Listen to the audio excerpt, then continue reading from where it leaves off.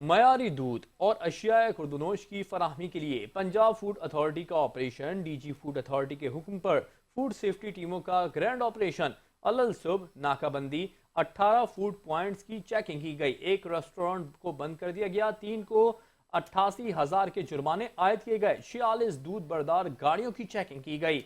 1400 litre मिलावटी दूध तल्फ कर दिया गया। डीजी फूड अथॉरिटी के मुताबिक अलल सुबह नाकाबंदी 45,000 लीटर दूध की चेकिंग की गई। कीड़े कॉकरोचेस की मौजूदगी पर वाकई रेस्टोरेंट को बंद कर दिया गया। स्टोरेज के नाकिस इंतजाम, चूहे छिपकलियां मौजूद पाई गईं।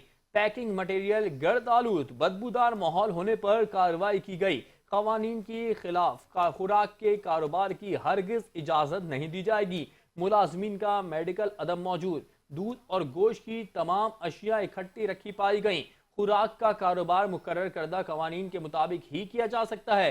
खिलाफ वर्जी पर एक्शन लिया जाएगा। मयारी दूध की फराहमी के लिए हमा वक्त नाकाबंदियाँ और चेकिंग की जाती है।